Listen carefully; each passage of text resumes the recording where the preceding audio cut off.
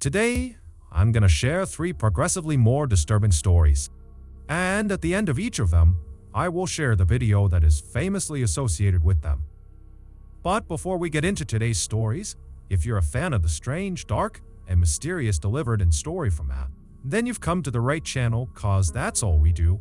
And we upload 3 or 4 times every week. So, if that's of interest to you, please replace the like button sleeping pills with caffeine pills right before their 14-hour plane ride from Hawaii to Okinawa, Japan.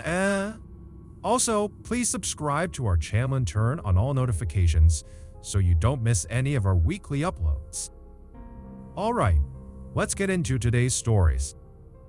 In June of 2018, 18-year-old straight-A student Tyler Turner graduated from his high school in Central California. In the fall of that year, he was scheduled to go to the University of California, MURST, with a full scholarship.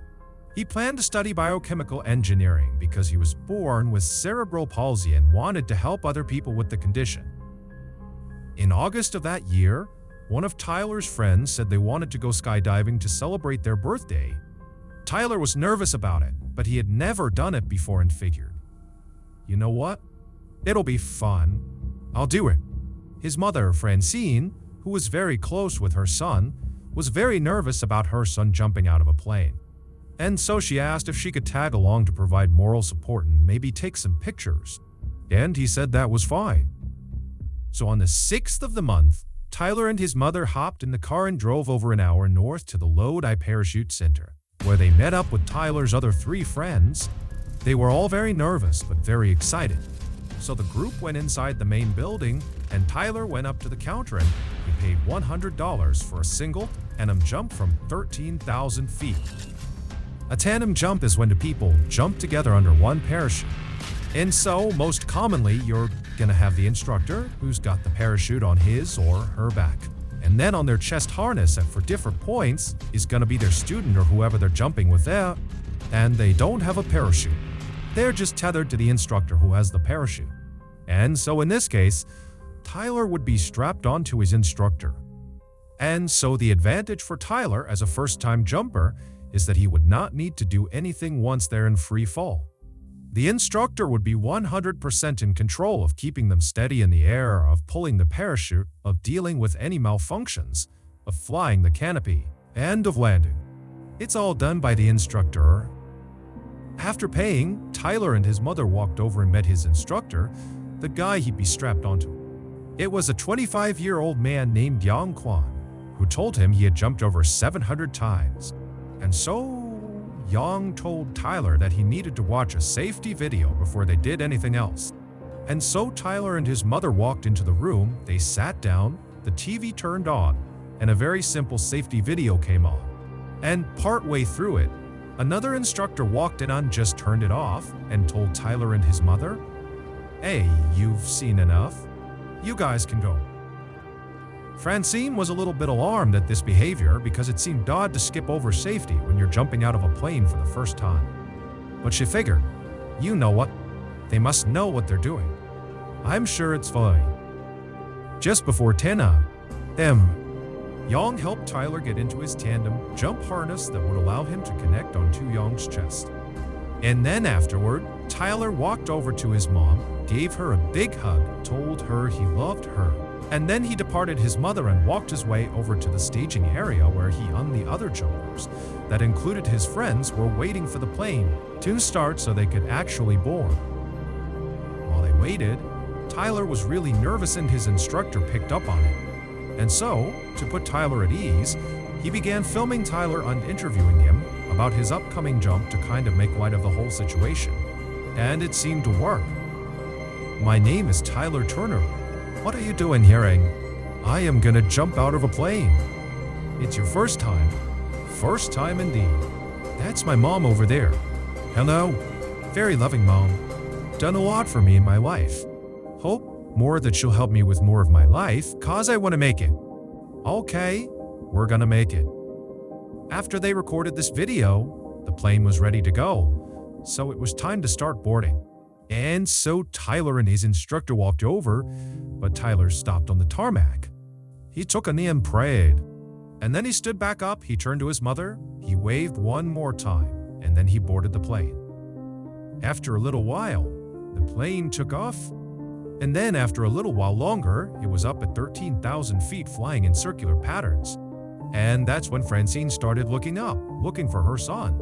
And at some point, she started seeing jumpers come out of the plane. And they were so far away, she couldn't possibly make out who was who. And so, as the jumpers began pulling their parachutes and all the different colored parachutes are lighting up the sky, she was trying to remember what color her son's parachute was, but she couldn't remember what color her son's parachute was, but she couldn't remember.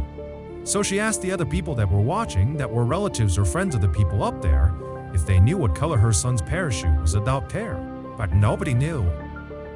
As they got lower and lower and you could actually start to make out who the jumpers were, she didn't see her son. And that's because her son's parachute never opened. And unfortunately, his instructor, Yang, was not able to fix the malfunction or fire off the reserve, and so they both crashed into the ground, killing them both instantly.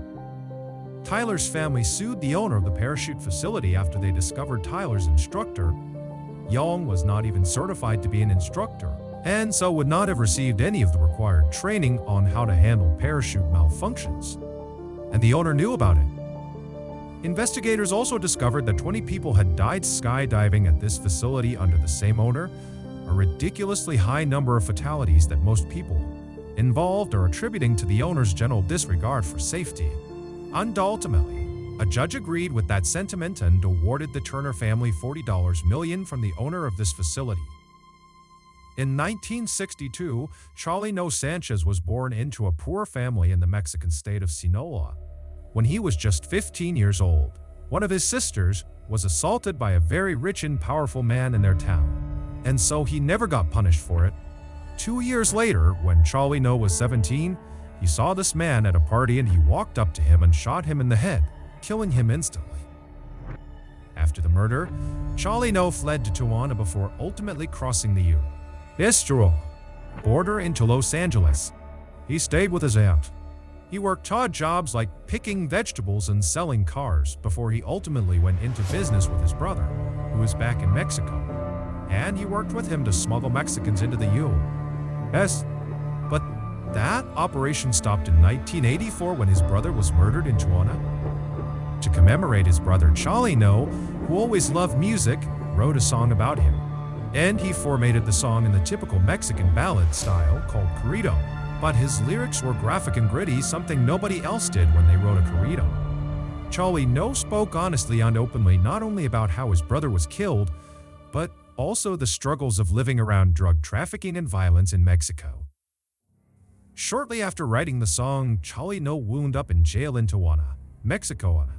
And while he was there, he would sing the song he wrote about his brother.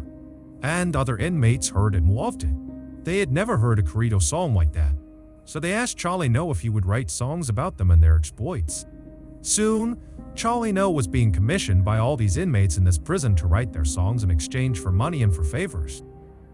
When Charlie No got out of prison, his unique songwriting abilities had spread beyond the prison walls to other criminals and drug traffickers and kingpins in Mexico. And before long, Charlie No was being approached by those people to write their songs.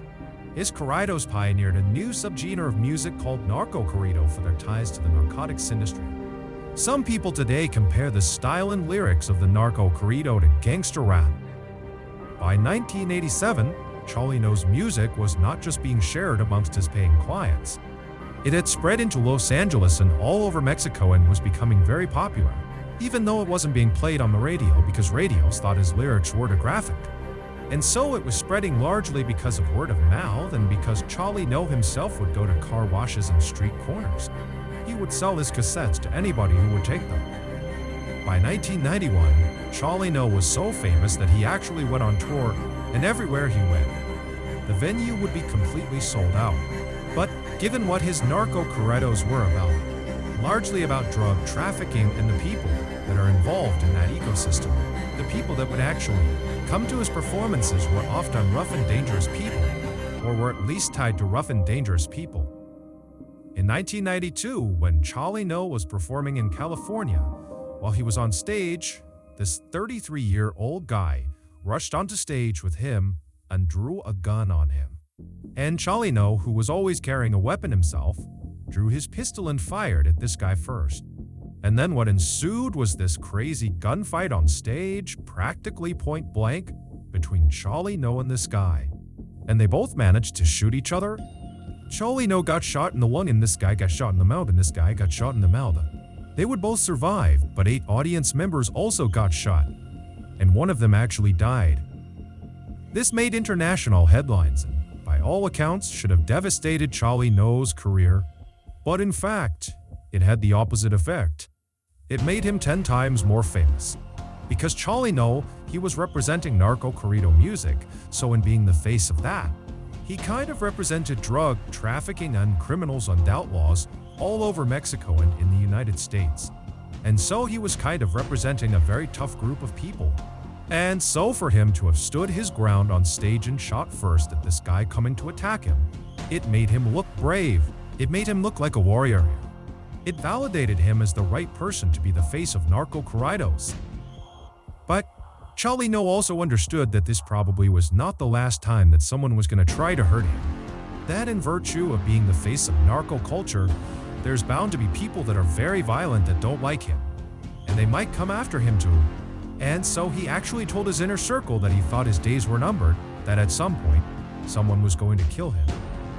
For months after the shootout, Charlie No was back home in Sinaloa, Mexico, performing at a concert that his friends had told him he shouldn't do because he had lots of enemies in his hometown. But Charlie No really wanted to do it.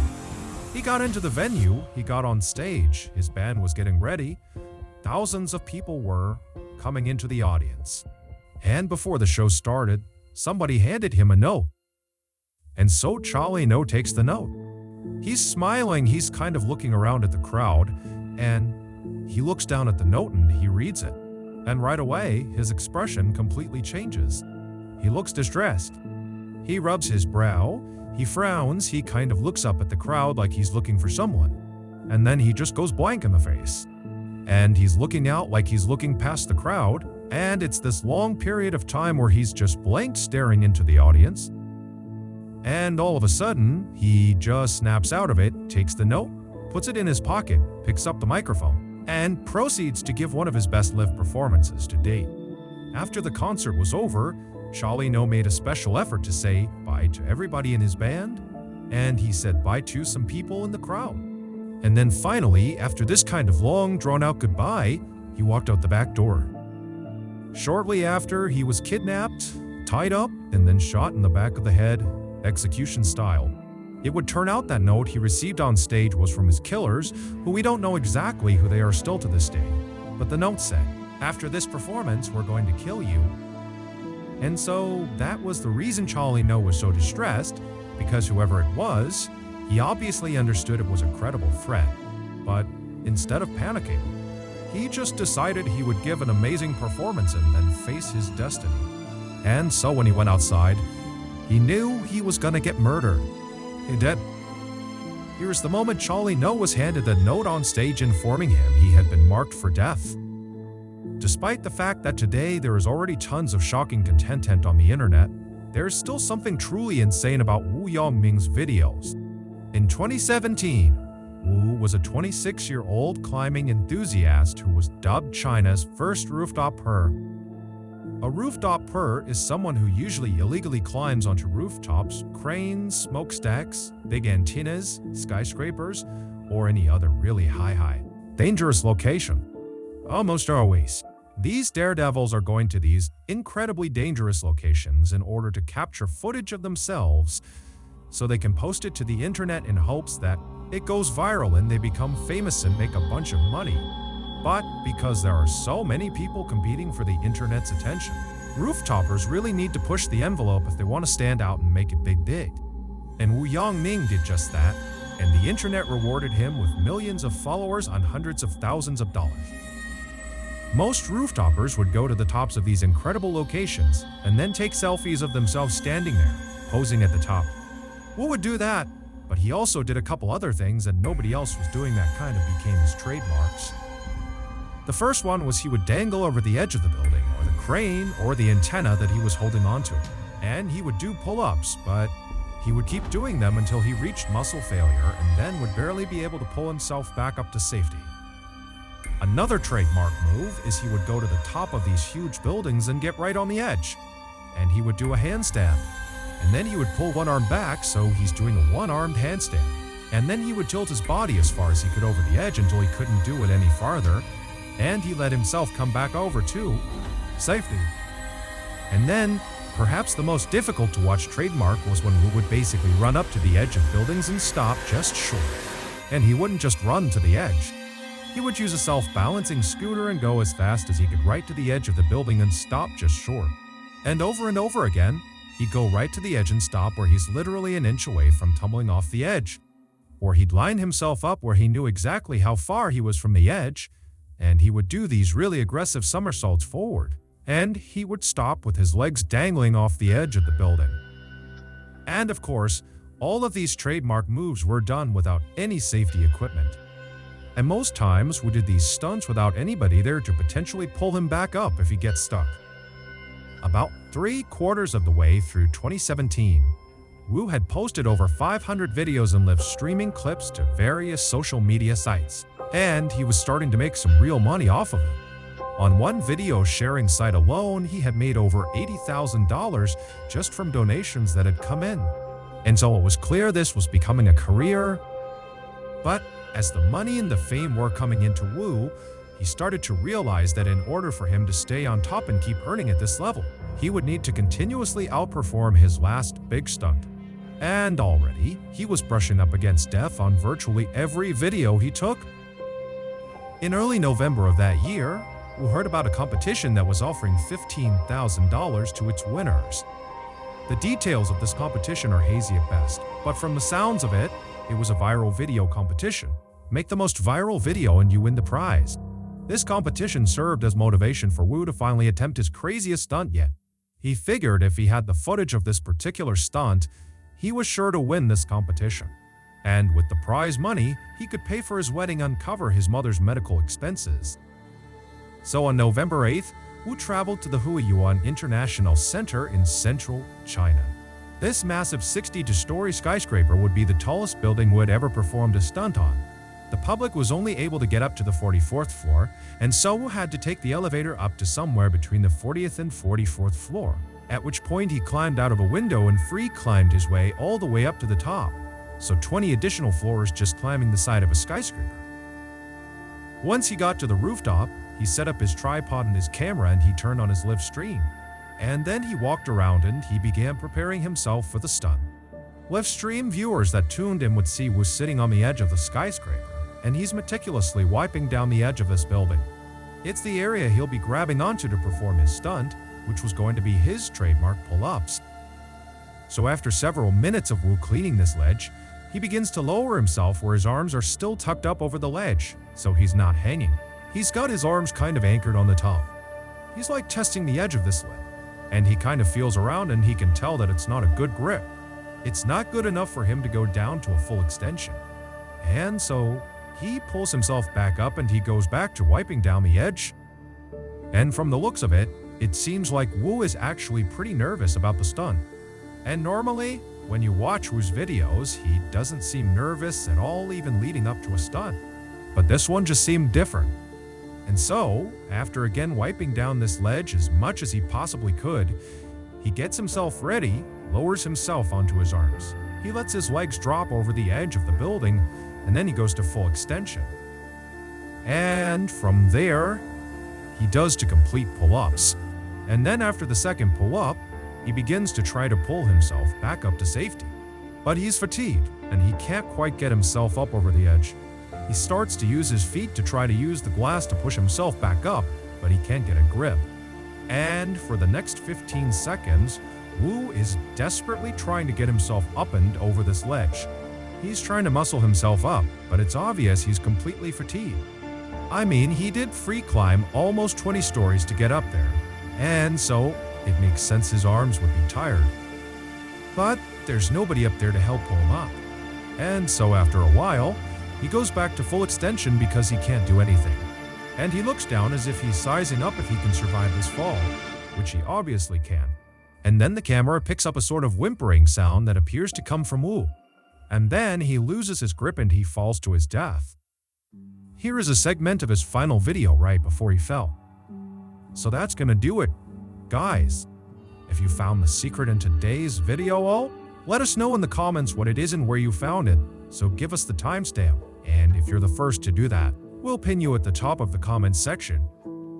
If you enjoyed today's video and you haven't done this already, please replace the like button, sleeping pills with caffeine pills right before their 14-hour flight from Hawaii to Okinawa, Japan. Also, please subscribe to our channel and turn on all notifications so you don't miss any of our weekly 3 or 4 video uploads. If you want to get in touch with me, you can direct message me on Instagram or on Twitter. My username for both platforms is the same, it's JohnBallen416. I also have a ton of content over on TikTok, where my username is MrBallen. I also have a second YouTube channel called MrBallen's Shorts, where I post random short videos and lost episodes. If you have a story suggestion, please submit it to our subreddit, just called our MrBallen. It's linked in the description below. So whether I see you on Twitter, Instagram, TikTok, Reddit, YouTube, or some combination, just know that I really appreciate your support. And until next time, that's gonna do it. See ya. Sometimes the truth is stranger than fiction. And today, we're gonna look at 3 stories that demonstrate that. But before we get into today's stories, if you're a fan of the strange, dark, and mysterious delivered in story format, you've come to the right place because that's all we do. And we upload 3 or 4 times every week. So if that's of interest to you, please offer to teach the light button how to drive in your car.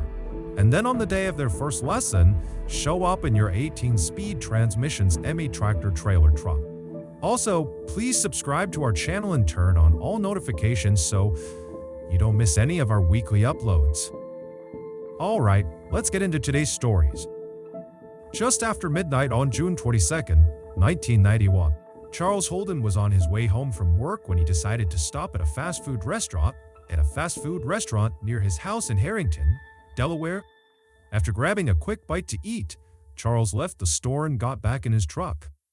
He turned it on, and he was about to drive out of the lot when he stopped, because there was this man running towards him waving, trying to flag him down. So Charles put his truck back in park and he rolled his window down to see what this guy wanted.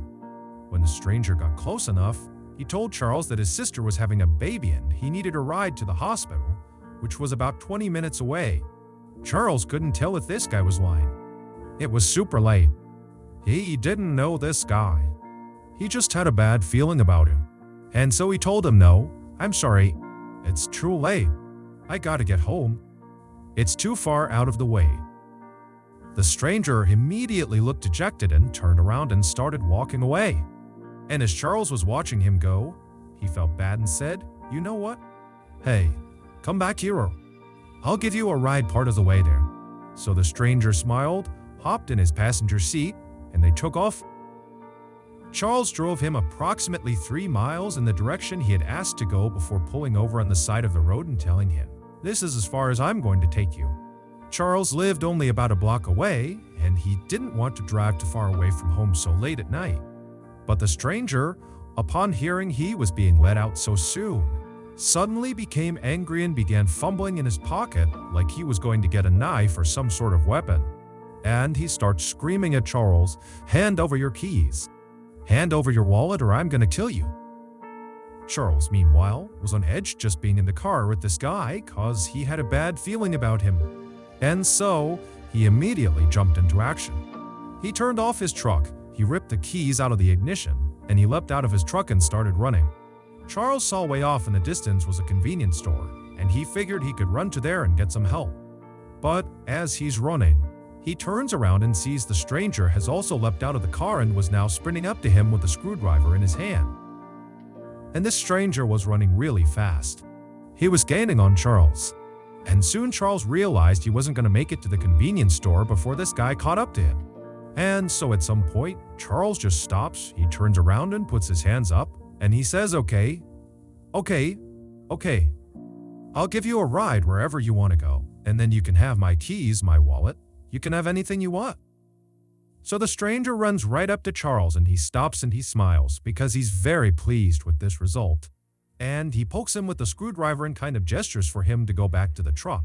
So Charles walks back to the truck with the stranger right behind him, with the screwdriver periodically poking him in the back end.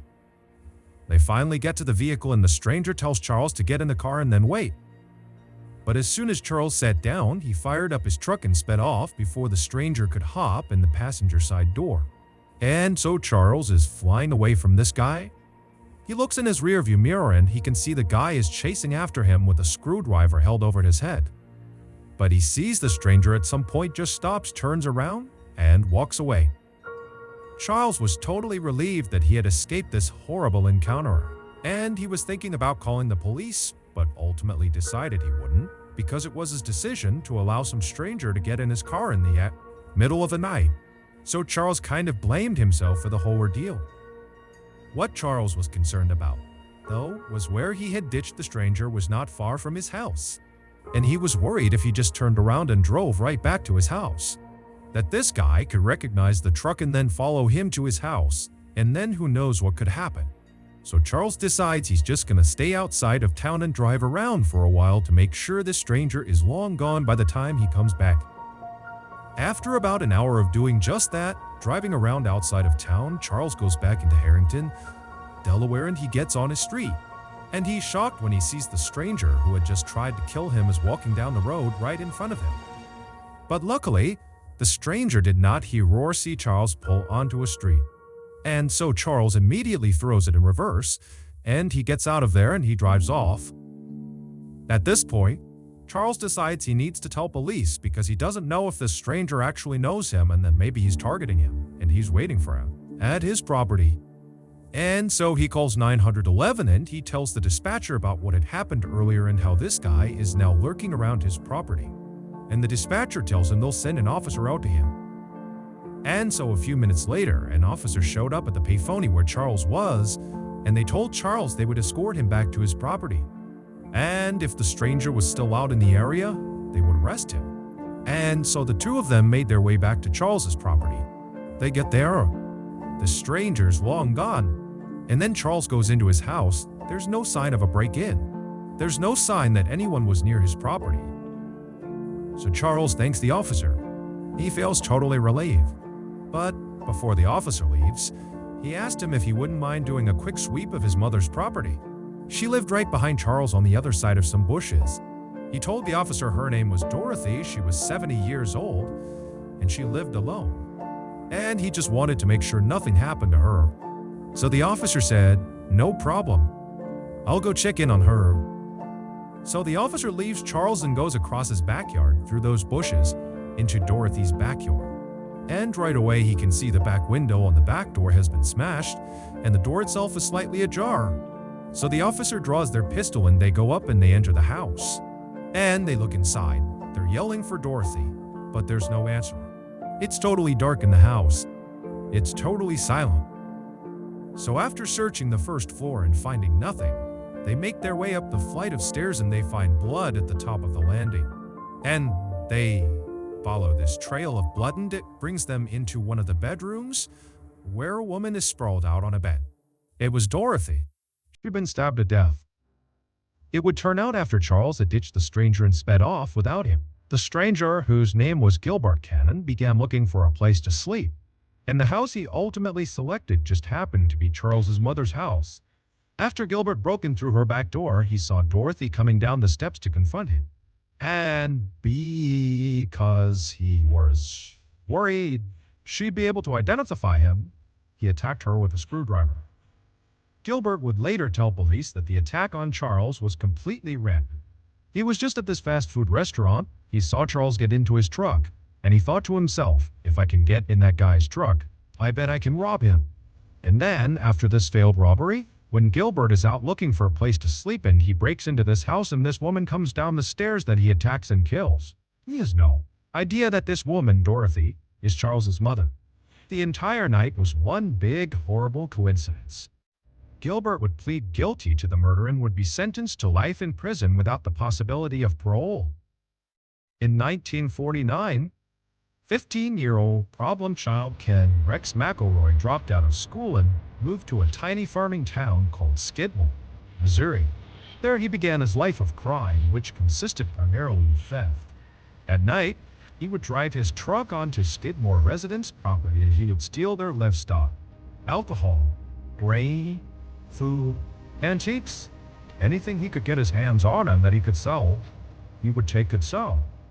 And if the owners ever caught him in the act, he would just raise his rifle at them and tell them to go back inside and never report it to the police, or he would kill them. And because Rex was this big, 270-pound monster of a man who was known for having a bad temper and for being really aggressive, people generally just did what he asked, and his crimes went totally unreported. In the rare instances that victims would report Rex's crimes to police, Rex would begin intimidating them and their family by staking out their houses at all hours of the night. Or he would just walk directly up to these victims and he would say, "I will kill you if you testify against me." And if none of those tactics worked, Rex used some of his illegal money to hire one of the very best defense lawyers in the entire state, a lawyer who had famously represented the mob, and he would step in and get Rex off of virtually any charge, including the time Rex actually did shoot one of the owners who caught him in the act. Over the years, Rex would use these fear and intimidation tactics not just to make money, but also to prey on young women and girls.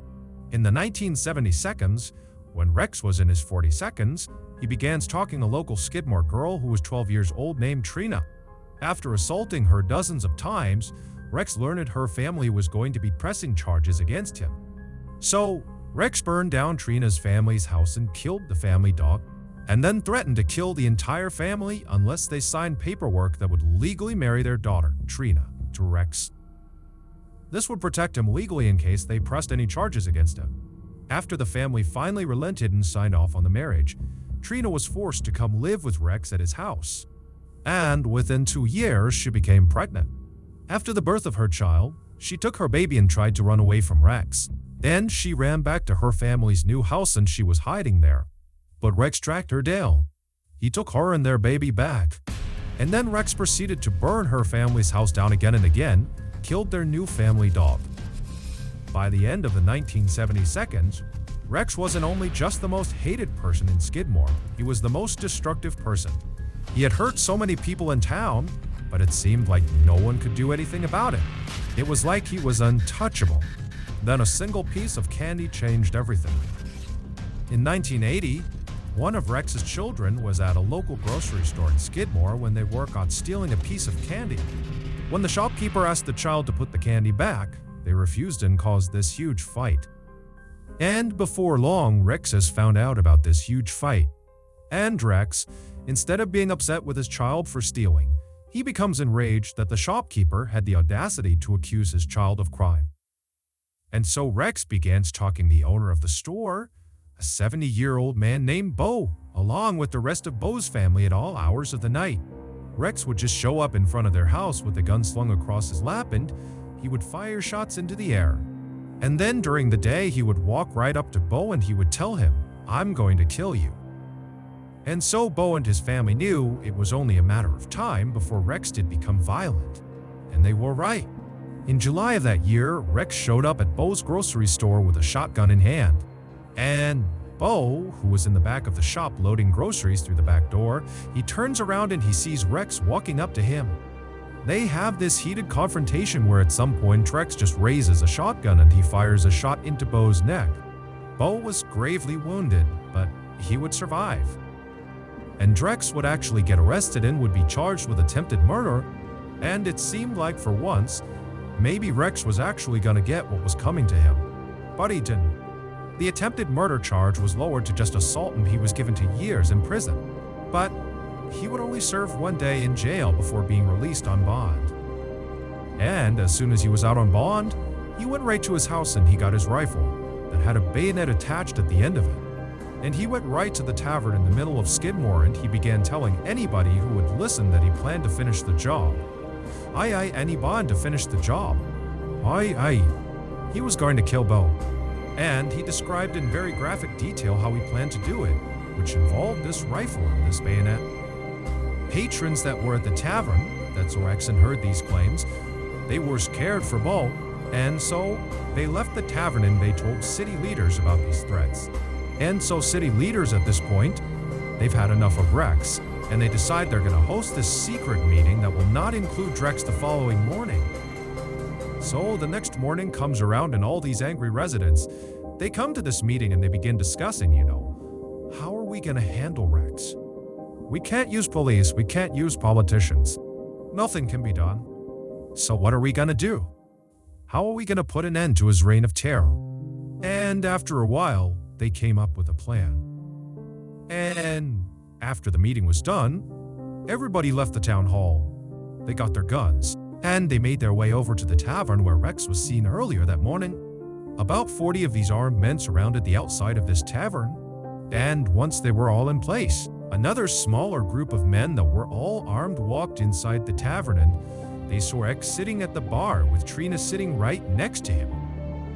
And so these men, they walk up right behind Rex, uncomfortably close right behind him. They just stand there with their guns looking at him. And at some point, Rex turns around and sees them, and he's about to lash out and start fighting them, but he realizes he's totally outnumbered. And these men that are standing all around him, they look like they mean business. And so he stands up, he grabs Trina, and he brushes past them, trying to act tough, and he walks out of the tavern. When he gets outside, he's taken aback at this additional group of armed men, which is much larger, who are all standing there just looking in at him. And so Rex at this point becomes visibly frightened, but he grabs Trina and he calmly walks out to his truck, which is parked a little ways out in front of the tavern. He gets in the driver's side, she hops in the passenger side, and Rex lights a cigarette up. He turns on his truck, and he's about to try to drive away when a gunshot rings out, and Rex immediately slumps forward onto his wheel. One of the Skidmore residents runs up to the truck, they open up the passenger side, and they grab Trina, who was unhurt, pulled her out and rushed her to safety. Once she was clear, the other residents with their guns just moved in on the truck, and for 20 seconds they opened fire on Rex. The shooting was over. Nobody called an ambulance. Everyone just stood there and watched as the town bully died. In all, there were 46 witnesses that were there when Rex was murdered. But they all said they had either not seen the shooting or they didn't know who the shooter was. And despite a lengthy federal investigation, none of the witnesses ever changed their stories. And so, as a result, no one was ever charged with Rex's murder. Years later, a Skidmore resident, when asked what happened here, they just said that man needed a killing. On the morning of March 18th, 1990, a young woman named Karen parked her car just outside of the Isabella Stewart Gardner Museum in Boston, Massachusetts. This famous museum is home to over 15,000 pieces of priceless art from ancient Rome, medieval Europe, Renaissance Italy, Asia, the Islamic world, and 19th century France and America. The outside of this first-story building is strikingly plain, but inside is strikingly gorgeous. There is this lush green, open-air courtyard that sits right in the middle of the museum that all of the galleries look down into. Karen was an art enthusiast, and she was a security guard at this museum. And that day, she was on duty. After parking her car, she got out and walked her way over to the employee entrance. And there she pressed the buzzer and announced her arrival to the 2 night shift guards that she would be relieving. But after a few seconds, the night shift guards did not respond to her and they did not unlock the door. And so after a little while, Karen pressed the buzzer again and said, "I'm here, can you please open the door?" But again, the guards that were on duty did not respond back to her and the door did not open. This was highly unusual, so Karen left the door, found a payphone, and called the chief of security for the museum, who lived out in town, and told him she couldn't get in the building. So about 10 minutes later, the chief of security shows up and he takes Karen, and he walks her around to the other side of the building. He leads her up an outdoor flight of stairs to another entrance to the museum. He pulls out a big ring of keys, he finds the right one, and he opens the door. The entrance they were going through placed them in this dark hallway that stretched out straight in front of them. And then at the very end of the hallway on the right was this very brightly lit room. The door was wide open too, and that was the security office, where the guards were supposed to be. And so Karen and the chief, they begin walking down this hallway, expecting to get to the end of it and look inside this room and see these guards and get an explanation for why they didn't buzz Karen in the first place. But when they reach the end of the hallway and they look in this office, there's nobody inside of there. And now that they were up close, they could see the door leading into the security office had been smashed open. In fact, the doorknob to this door had been smashed off and was laying on the ground. And then next to it, right in front of them, was this metal crowbar. And then above them, the one camera that would have seen whatever had happened in the hallway. It had been turned around and was facing the wall.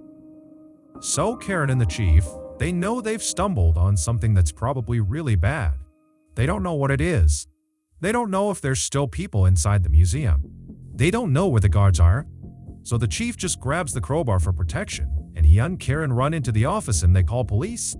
Although they didn't know it yet, Karen and the chief had just discovered one of the most famous crimes in history. The night before, 23-year-old security guard Rick Abbath trudged his way down the walkway towards the employee entrance of the museum. He and another young man named Randy were scheduled to work the overnight shift that night. Rick hated his job at the museum because it was incredibly boring, but Rick didn't really have many other employment opportunities to choose from. He was a guy that had dropped out of music school and spent most of his time smoking marijuana, drinking beer, and playing in his friend's rock band. And so he just kept this job that he hated.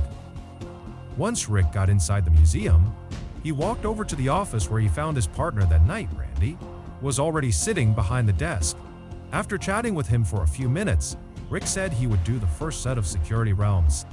And so he grabbed a walkie-talkie and a flashlight and he headed out to the exhibit halls. Almost immediately, a fire alarm went off. Rick went to the area where it was going off and he investigated and did not see a fire, and so he just turned the alarm off. The building was very old and it wasn't uncommon for their electronics to fail or glitch, and so after this, Rick didn't think much of it. He continued doing his security rounds, and after about 30 more minutes of that, he made his way back down to the security office where he traded places with Randy. Rick took the seat behind the desk, and Randy took the walkie-talkie and flashlight and headed out into the exhibits. About 30 minutes later, while Randy was still doing his security rounds, Rick had his head down on the desk when he heard the sound of the buzzer coming from one of the outside doors.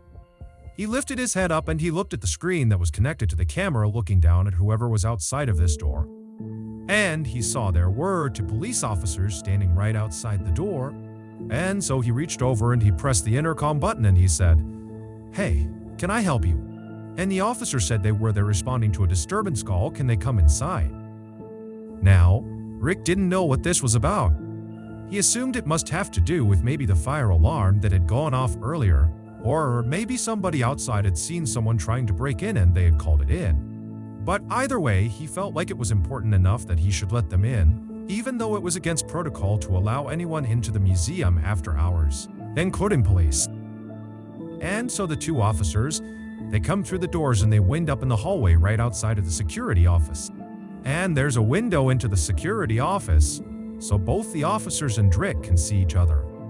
And the officers immediately say to Rick, "Hey, are you working alone tonight?" And Rick says, "No, my partner is out doing security rounds. He'll be back soon." And so the officers just kind of nod their heads and they're looking around the room for a second. And one of them, as he glances at Rick again, he does kind of a double take and he goes, "Wait a minute, I think I know you. There's a warrant out for your arrest. You need to come out here and show me your ID." So Rick is caught completely off guard, but he just kind of instinctively does what he's told because it's a police officer. And so Rick stands up, he walks out of the office, he goes out into the hallway. And as he's about to present his ID to the inquiring officer, the officer just grabs him, pushes him up against the wall, and handcuffs him. So before Rick can say anything, Randy, his partner, comes back from doing his security rounds. He walks into the hall and has no idea what's going on. The other officer, the one that had not handcuffed Rick, grabs Randy and does the same thing, presses him up against the wall and handcuffs him. So, as Randy and Drick are standing there up against the wall with their hands behind their back, they're looking at each other, they're looking around thinking, what's going on here?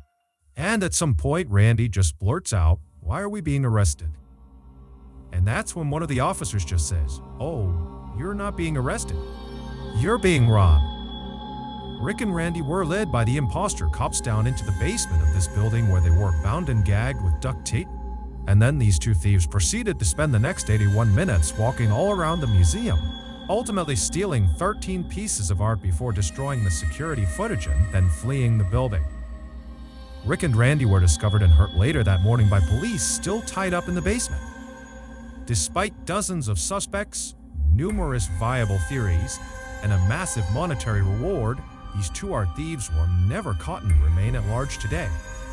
As for the 13 pieces of stolen art, one of which includes the extremely rare Rembrandt painting called The Storm on the Sea of Galilee, which is his only sea stamp in existence, they are still unaccounted for, and combined, they are worth a staggering $500 million. So, that's gonna do it, guys. If you found the secret in today's episode, let us know in the comment section what it is and where you found it, so give us the timestamp. And if you're the first to do that, we'll pin you at the top of the comment section. If you got something out of today's episode and you haven't done this already, please offer to teach the like button how to drive in your car. And then on the day of their first lesson, show up in an 18-speed transmission semi-tractor trailer truck. Also, please subscribe to our channel and turn on all notifications so you don't miss any of our weekly 3 or 4 video uploads. If you want to get in touch with me, you can direct message me on Instagram or on Twitter. My username for both platforms is the same. It's John Ballin for 116. I also have a ton of content over on TikTok, where my username is MrBallen's. I also have a second YouTube channel called MrBallen's Shorts, where I post random short videos and lost episodes. If you have a story suggestion, please submit it to our subreddit, just called our MrBallen's. It's linked in the description below. So whether I see you on Twitter, Instagram, TikTok, read it, YouTube, or some combination, just know that I really appreciate your support. And until next time, that's gonna do it. See you, well, sometimes the truth is stranger than fiction. And today, we're gonna look at 3 stories that demonstrate that. But before we get into today's stories, if you're a fan of the strange, dark, and mysterious delivered in story format, then you've come to the right channel, because that's all we do. And we upload 3 or 4 times every week. So, if that's of interest to you, the next time you're in a very crowded parking lot and you see the like button driving around looking for a spot, flag them down and point to your car, suggesting you're gonna leave. And then go to your car and stand there, fumbling for your keys for a few minutes, and then just walk away. Also, please subscribe to our channel and turn on all notifications so you don't miss any of our weekly uploads. Alright, let's get into today's stories. In 1918, during World War I, British soldier Henry Tandy found himself stationed inside of a trench in northern France. By this point, Henry was already considered a war hero, and he would go on to become the most decorated British soldier in World War I. But his awards are not what he is remembered for. On September 28th of that year, after a long day of fighting, Henry was propped up on the edge of his trench looking out towards the German line. It was dark and quiet, and there was mist in the air. And at some point, Henry noticed a figure way off in the distance walking towards him. Henry instinctively raised his rifle, but he didn't pull the trigger. He wanted to make sure who he was shooting was his enemy, because it could be one of their own men who got wounded and was making his way back to the trench. And so Henry's looking down his gun, staring at this guy, waiting to figure out who he is. And after a few seconds, out of the mist walks a badly wounded German soldier. So it is his enemy, but he wasn't carrying a weapon, and he didn't appear to understand he was walking directly into Henry's sights. Henry aimed his rifle right at this German man's heart, but he didn't pull the trigger. And the man just continued to walk directly towards Henry until he got about 30 meters away, at which point he stopped and looked up and realized his mistake. But instead of trying to run away, he just stood there and stared at Henry, seeming to accept the fact that he was about to die. Now, Henry had shot many men during the war so far, but he just could not bring himself to shoot this unarmed, wounded German who just looked kind of pathetic. And so with Henry's gun still up, he glanced to his left and he glanced to his right to make sure nobody was watching. None of his comrades were gonna see this, and then he lowered his gun. And then Henry and this German man just stared at each other for a while, until the German man just nodded his thanks, turned around, and wandered back into the mist out of sight. The man Henry had just saved was Adolf Hitler. In the early morning hours of June 10th, 1994, Deborah Hoyt suddenly woke up in the middle of the night. She and her husband were staying with relatives in Sacramento, California, and they were supposed to be there for the next couple of days. But as she was sitting there, she had this overwhelming urge to want to leave right then and head back to their home in Lake Tahoe. Because she didn't really know what to make of this overwhelming feeling, she shook her husband awake and told him about it. She thought that maybe something was wrong, and he said, "You know what? You probably just had a bad dream and you're kind of waking up still half in your dream. It's not a big deal, just go back to bed. I'm sure everything is totally fine. And in the morning, if you still want to, I'd be happy to leave." And so Deborah said, "Yeah, you're right. I'm totally overreacting. I'm sure it was just a dream." And she laid back down to try to go back to sleep.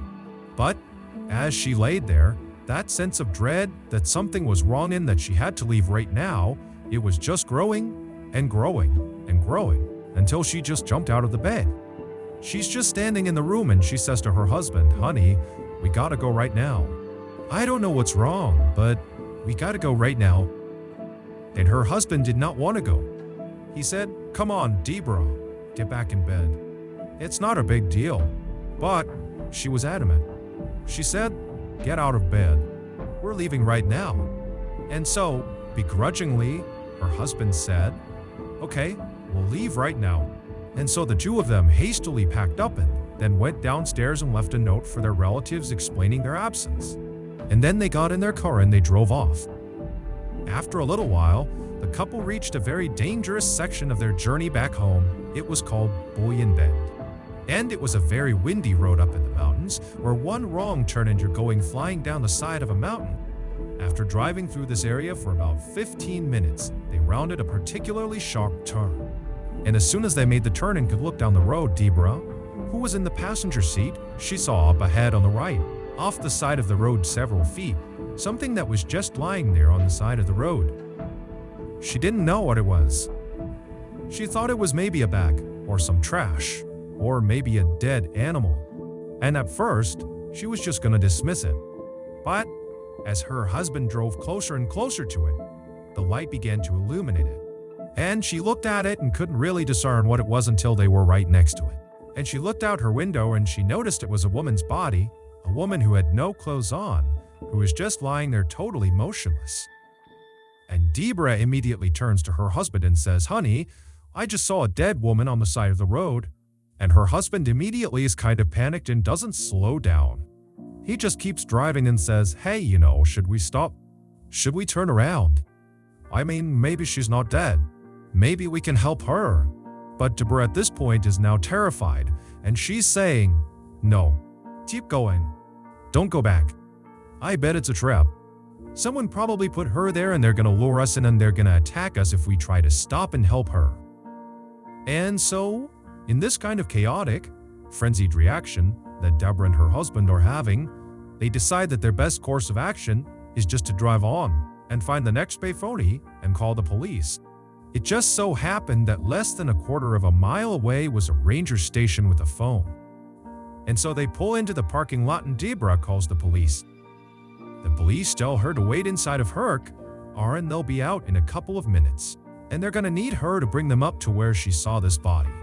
So a couple of minutes goes by, the police show up, and they tell them to drive back up the road, but stop about 200 yards short of where you believe this woman's body is. And so Deborah and her husband, they get back in the car, they drive back up the road where they came from. And right at this point where the road turned very sharply is where Deborah knew on the other side of this turn would be this body. And so they pulled over on the side of the road. The police came up on their side, and they said, "Yep, right around the corner. You're gonna find her lying on the ground on the left side. And so Deborah and her husband are just sitting in the car, watching as the police go up. They make that turn, and they kind of disappear out of sight. And then they see their spotlight moving around on the other side of this turn. And so they figure, okay, they're looking for the body. But after several minutes, the police came back down the road and they stopped next to Deborah's car and they said, "You know what, guys, we didn't see anything up there. There wasn't a body. There wasn't anything out of the ordinary." Deborah would say to police, "I'm not lying. I know what I saw. It was a woman's body right there in front of me. I know it. It's right over there." And they would tell her that, "We believe you, but we can't do anything because there's nothing up there." And so they told Deborah and her husband to just head home. And they did. After Deborah and her husband took off and were gone, the two responding officers drove back to their police station. And once they were inside, they began speculating about what Deborah might have seen. And as they were talking, another officer came into the station, a guy by the name of Rich Strasser, and he overhears them. He goes over, he's intrigued, and he asked them, "You know, what happened? What did you see?" And they explained to him that this woman, Deborah, had spotted a supposed dead woman's body up on Bullion Bend.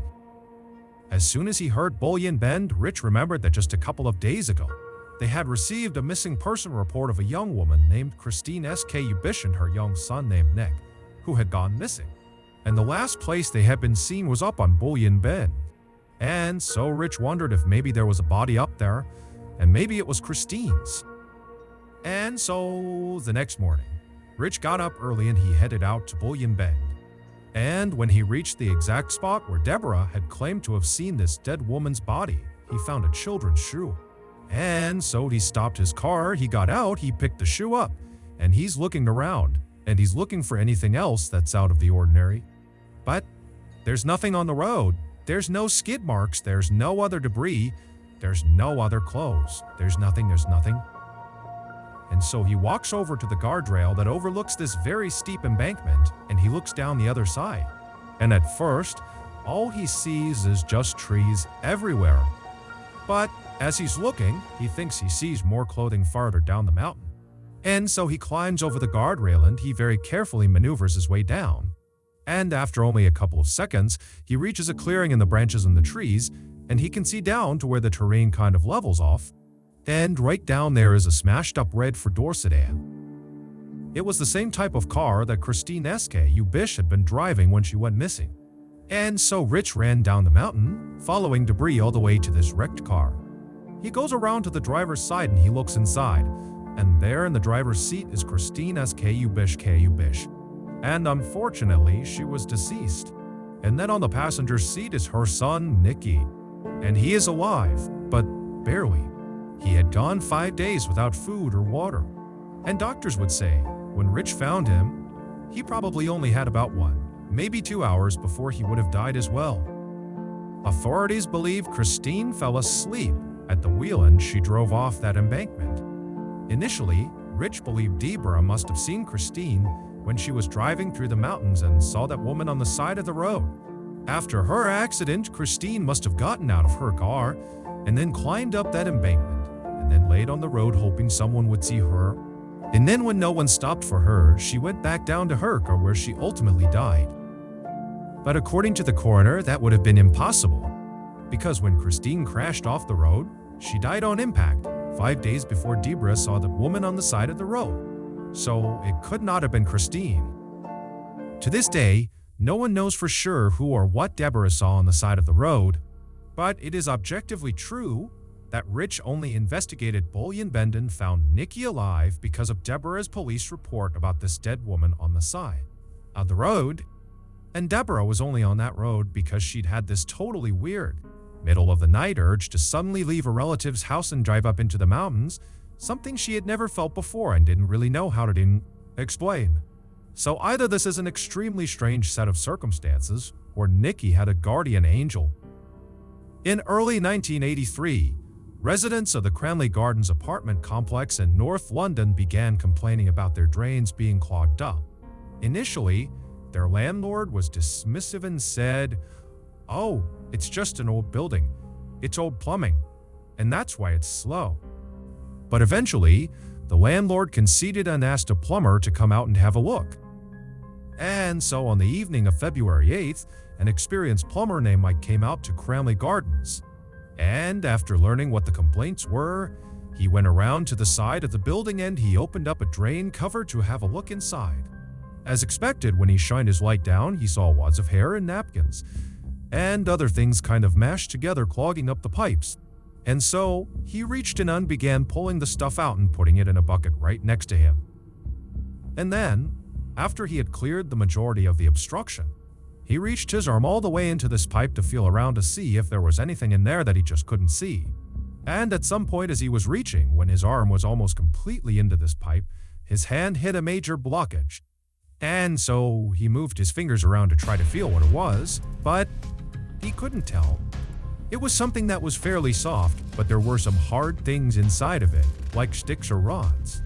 So he grabbed a handful of this blockage and he pulled his arm back out of the pipe. He opened his hand and what he was holding looked like ground meat. But it wasn't any meat he had ever seen before, and inside of this fleshy substance looked like little bits of bone. Now Mike had cleared many pipes before, and he had never seen meat be the reason for a blockage. So this whole situation just seemed really strange, and he decided, it's late. I'll just come back tomorrow with my supervisor so he can see what this is to. So Mike puts the cap back on the drain pipe and he walks out from behind the building back out towards his truck parked on the road. And as he's walking, two of the residents of this complex come out and they say, "Hey, did you fix the blockage? What was it?" And Mike would say no, he hadn't. And then he just kind of blurted out that there was meat in the pipes. That was what was causing the blockage. And then one of these two residents says, "Well, I bet people are just flushing their Kentucky Fried Chicken down the drains. That's what's causing it." Mike looked at him and he was like, "Yeah, maybe." And then he just turned around, got in his truck, and he drove away. Early the next morning, Mike and his supervisor came back to Cranley Gardens and they went around to the side of the building. They undid that cap, and then Mike reached down inside, expecting to feel this blockage. But where it should have been, there was nothing. Somebody had cleared the pipes. And so Mike and his supervisor are looking at each other, and Mike is like, there's no way that cleared on its own. Someone had to have come out here and cleared it. But I don't know why they would have done that and still had us come out. But the men decide, you know what? Maybe by chance it did just kind of slip through and cleared itself. So let's just continue the process and make sure each of the apartment buildings, their individual pipe is unobstructed. And when they checked these pipes, they found all of them were clear except for one, apartment note 23, whose pipe was blocked up with more of this meaty substance. Mike and his partner were already very suspicious of the fact that someone had snuck out here in the middle of the night and cleared the pipe. Probably they didn't know if that happened, but it seemed likely. And now they're finding more of this weird meat substance coming from a particular apartment. And so the whole situation just seemed off, so they told the landlord that they were not going to touch this. Somebody else had to come out and deal with this. And the landlord, after finding out there was meat jammed in the pipes, got really freaked out and called the police. The police showed up, they pulled this meat substance out of the pipes, and they sent it to a mortuary where a pathologist looked at it and said, "This is meat. It's human meat." And in particular, the stuff that was pulled out of apartment no. 23's pipes is that of a human neck. So the police go back to Cranley Gardens, they go up to apartment no. 23, they knock on the door, and when the door opens, they're hit with this overwhelming stench of just rotting flesh. And standing in the doorway of this apartment, the owner of the apartment is this guy who's in his late 30 seconds, early 40 seconds, who introduces himself as Dennis Nilsson. And they say, "Hey Dennis, can we have a look around your apartment?" And he says, "You know why?" And they say, "Well, we found human remains in your pipes." And Dennis immediately says, "Oh my goodness. I can't believe that. That's horrible." But the police are not buying it. They say, "You know what, Dennis? Tell us where the rest of the body is." And at this, Dennis suddenly went expressionless, emotionless, and he just turns around and he points into his bedroom and he says, "It's into plastic bags in my closet." And so before the police go into his apartment to go inspect these bags, they say, "Dennis, are there any other bodies in your apartment that we should know about?" And Dennis sighs, and he looks up to the ceiling and says, "Yes, there's about 15 or 16 here. It's a long story. It goes way back. I'd love to tell it to you, get this off my chest, and I'll do it at the police station." So after Dennis was arrested and brought to the station, he told them his horrible story. It had all started 5 years earlier in 1978, when Dennis was 33. He was at a pub having some drinks by himself when a teenager came into the bar and attempted to buy an alcoholic drink. He was denied service, and so Dennis pulled him aside and said, "Hey, I'd be happy to give you a drink at my apartment. It's right down the road." And the young man, whose name was Steven, was very excited about this and said, "Great, let's go all." Once they arrived back and they were up in Dennis's apartment, the pair had lots of drinks and they were having fun and laughing. And then at some point, the pair climbed into bed together. Next morning, when Dennis got up, his new friend Steven was still sleeping right next to him. And he had this sudden, overwhelming sense of dread, because he knew as soon as Steven woke up, he would see this as a one-night stand and he would just leave. He would not stick around and remain friends with Dennis. Dennis just did not like that idea. He wanted Steven to stay. And so he looked on the ground next to the bed and he saw the necktie that Steven had been wearing was on the ground. And so he got on the ground, he grabbed the necktie, he fashioned it into a noose, and then he climbed back on the bed, got on top of Steven's chest, and he looped the tie around his neck. And then he pulled it as tight as he could. And as soon as it was tight, Dennis would tell police that Steven came alive, and he began reaching for his neck and kicking Dennis as hard as he could. But he just can't get it off. And at some point, Dennis said Steven just seemed to give up. He looked up at Dennis and knew he wasn't going to get this off and that Dennis was determined to kill him. And so Steven just allowed himself to go limp. And then he slouched over. And as soon as that happened, Dennis said he relaxed. But as he's looking at Steven, he realized he wasn't dead, he was just unconscious. And so Dennis goes into the kitchen and he gets this huge plastic bucket and he fills it up with water and he sets it in the middle of his kitchen floor.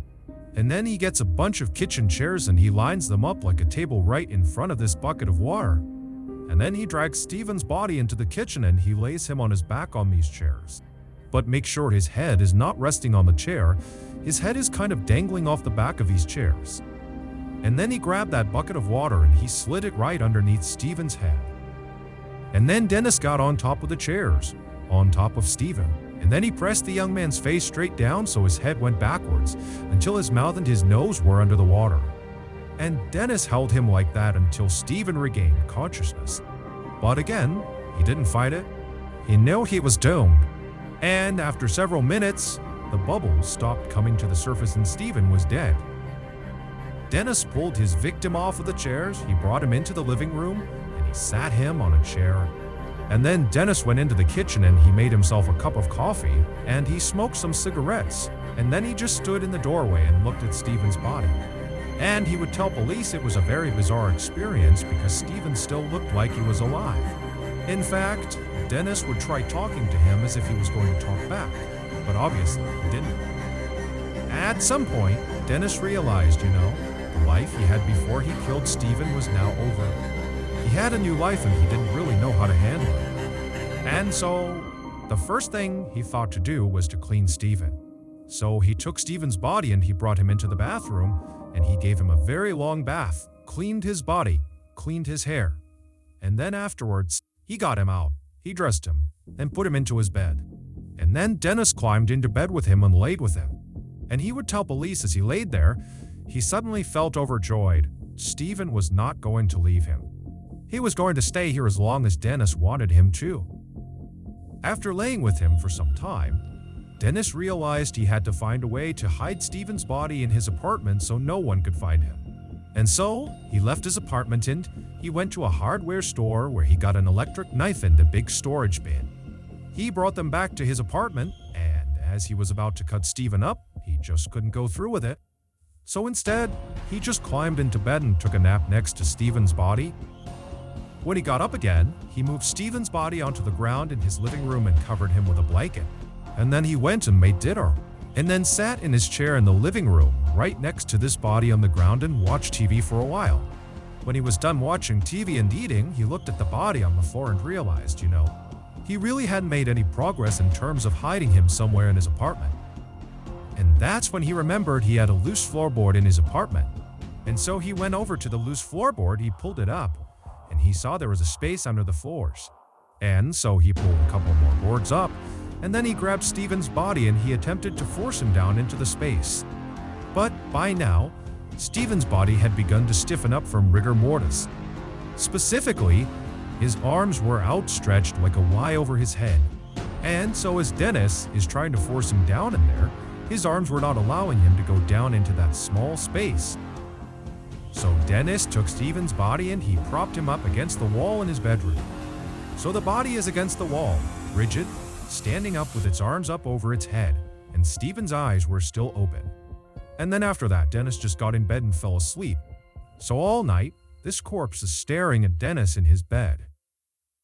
And then the next morning, when Dennis got up, there was Steven still up against the wall with his hands in the air, looking down at him. Dennis grabbed Steven's body and put it on the ground, and he began yanking and jerking and pulling on each of Steven's arms until they were up and down by his side. And then after that, Dennis started working on his legs and his hips, and he began contorting him until he was small enough that he could pack him down under his floor.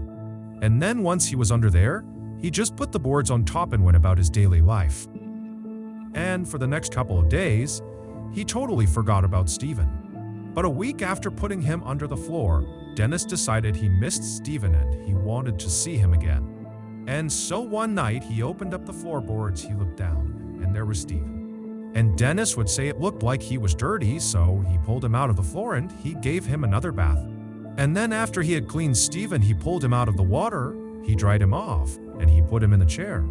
And then Dennis took a bath himself in the same water he had just used to clean Steven. After a long soak in this tub, Dennis finally got out, he towel-lead himself off, he redressed Steven, and then he forced him back onto the floorboards and covered him up again. And he would remain there for the next 7 months until Dennis finally decided to dispose of him by burning him in a bonfire outside of their apartment building. Then after the body was completely incinerated and gone, Dennis remembered thinking, I can't believe I just got away with murder. And so he would do it again and again and again, killing at least 15 young men from North London, all by strangulation or by drowning, or a combination of the two. And after he killed them, he would keep them stashed in his apartment for months at a time, in his closet, in his cabinets, in his bed, under the floors. All over his apartment he had these bodies. And while these bodies were in his apartment, he liked to periodically take them out to spend time with them. He would tell police he found corpses to be beautiful. He was fascinated by them. But eventually, in 1983, he had so many bodies stashed all over his apartment that he knew he really needed to expedite getting rid of them. And so he began cutting them up and trying to force them down his drain, which eventually clogged the pipes. And so when Mike the plumber showed up and discovered this meaty substance in the pipes, and Dennis overheard him talking about it that night after Mike was gone, Dennis had gone outside and attempted to clear the rest of the remains from the pipes, but he wasn't aware there were still remains stuck in the pipe that lead to his specific apartment. Dennis Nilsson confessed to killing 15 young men and attempting to kill at least 7 others, and he was sentenced to life in prison. Dennis never showed any remorse, nor did he show any desire to want to be free again. He actually said he deserved to be in jail for what he did. In 2018, Dennis Nilsson would die in prison at the age of 72. So that's gonna do it, guys. If you found the secret in today's video, let us know in the comments what it is and where you found it. So give us a timestamp, and if you're the first to do that, we will pin you at the top of the comment section. If you got something out of today's video and you haven't done this already, the next time you're in a very crowded parking lot and you see the light, but driving around looking for a spot, flag them down and point to your parked cars if you're gonna leave, and then go over to your car and spend a few minutes fumbling for your keys before just walking away.